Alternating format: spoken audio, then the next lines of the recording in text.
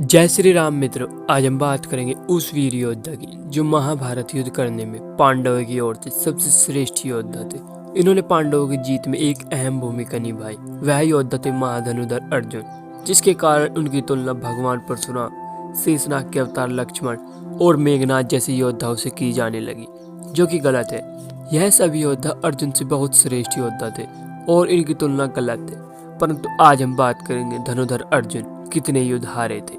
अर्जुन को पहली हार द्रौपदी स्वयंवर में कर्ण के हाथों मिली थी, जहां पर कर्ण ने अर्जुन को हरा दिया था। इस युद्ध से युधिष्ठिर कर्ण से बहुत डरने लगे थे। इस युद्ध से यह भी साबित होता है कि अर्जुन बिना श्री कृष्ण जी के कर्ण का सामना नहीं कर सकते थे। कुरुक्षेत्र युद्ध के 12वें दिन अर्जुन और भगदत्त का भीषण युद्ध चल रहा था। युद्ध में एक समय भगदत्त अपने हाथी से अर्जुन को कुचलने ही वाले थे। तभी भगवान श्री कृष्ण अर्जुन के रथ को दूर ले जाते हैं, जिस कारण अर्जुन के प्राण भगदत्त के हाथी से बच जाते हैं। इसी युद्ध में एक समय ऐसा आता है जब भगदत्त अर्जुन को मारने के लिए भगवान विष्णु के वैष्णवास्त्र को आमंत्रित करते हैं और उसको अर्जुन का वध करने के लिए उसकी ओर को छोड़ देते हैं। परंतु भगवान श्री कृष्ण पुनः अर्जुन को बचाते हैं और वैष्णवास्त्र को अपनी छाती पर ले लेते हैं। 13वें दिन अर्जुन का सामना समसप्तक वीरों से होता है।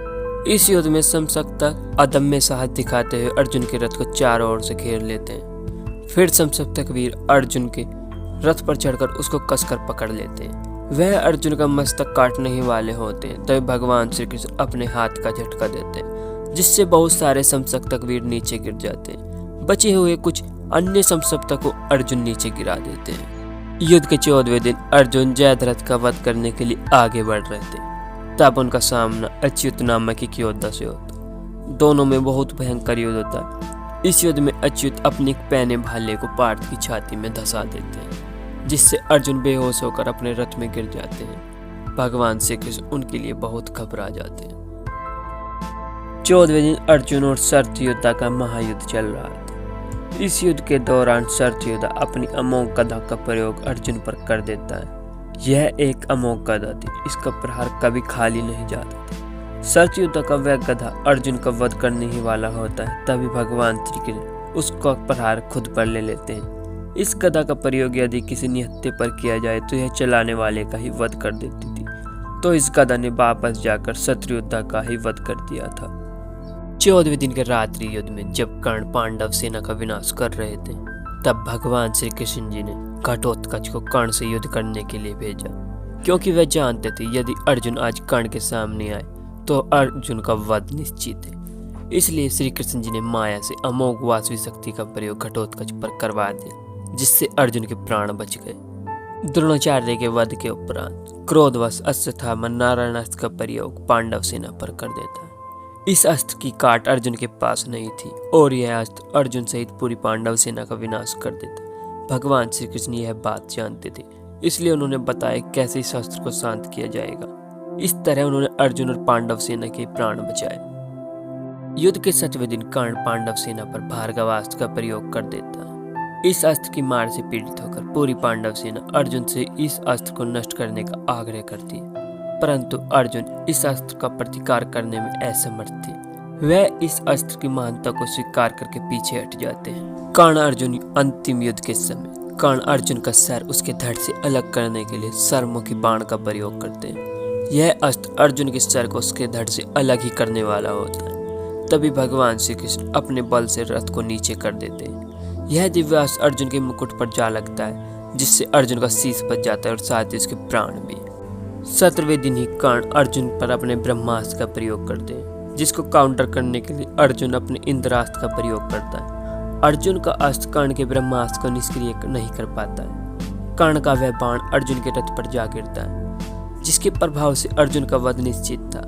परंतु भगवान श्री कृष्ण ने उस अस्त्र के प्रभाव को समाप्त कर दिया, जिसका पता हमको बाद में चलता है, जब अर्जुन का यह रथ स्वयं ही नष्ट हो जाता है। कर्ण का रथ भूमि में धंसा था और अर्जुन उस पर प्रहार किए जा रहा था। तभी कर्ण एक अग्नि के समान प्रज्वलित बाण को हाथ में लेता है, जिसे देखकर देवराज इंद्र भी घबरा जाते हैं। कर्ण अपने उस बाण का प्रयोग अर्जुन पर कर देता है।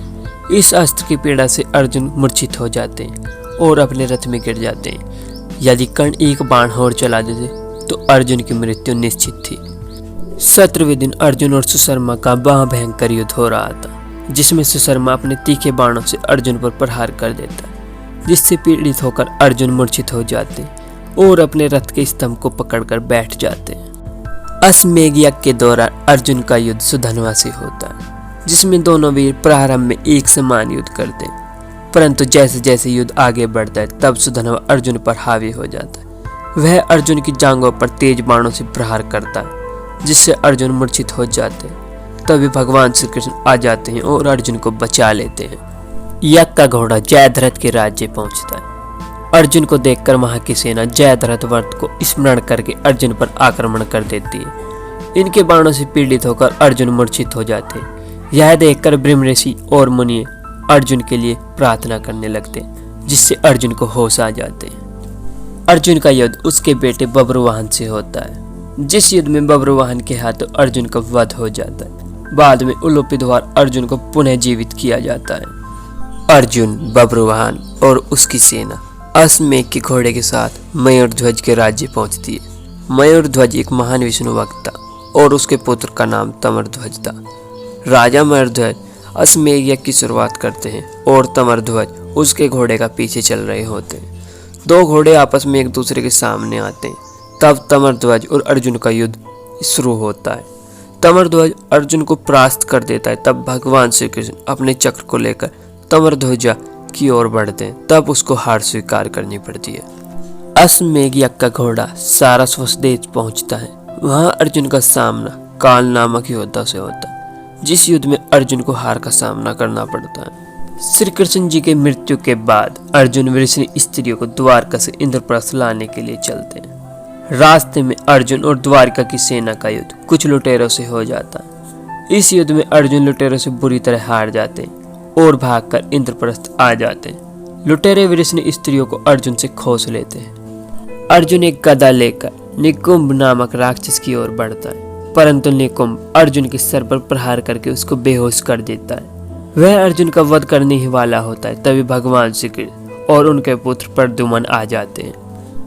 निकुंभ भगवान श्री कृष्ण, प्रद्युम्न और अर्जुन से युद्ध करने लगता है। वह अपनी माया से अपने आप को अनेकों रूपों में बनाकर उन तीनों से युद्ध करने लगता है। हजारों निकुंभ मिलकर अर्जुन को पकड़ लेते और आसमान में ले जाते।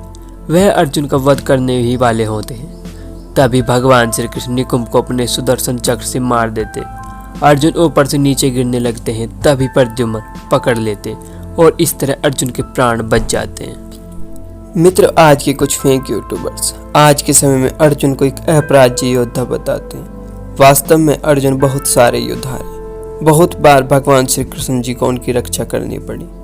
आपने हमारी इस वीडियो में देख ही लिया होगा कितने युद्ध हारे थे अर्जुन अपने जीवन में। अभी भी कुछ ऐसे युद्ध बचे हैं जिनके बारे में हमने नहीं बताया। हम आपको उनको किसी और अन्य वीडियो में बता देंगे। लेकिन हमारा बात ये थी, यही फेक यूट्यूबर्स अर्जुन को केवल इसलिए महान दिखाते हैं ताकि कर्ण को नीचा दिखा सके। कर्ण के रथहीन होना इनको हार दिखाई देती है और अर्जुन की इतनी सारी हार भी इनको जीत दिखाई देती है। तो मित्रों, हम इसी के साथ अपनी इस वीडियो को समाप्त करते हैं। हमने अपनी इस वीडियो का वृत्तांत पौरी critical edition, Gita Press, KMG और साथ ही जेमिनी महाभारत से लिया है।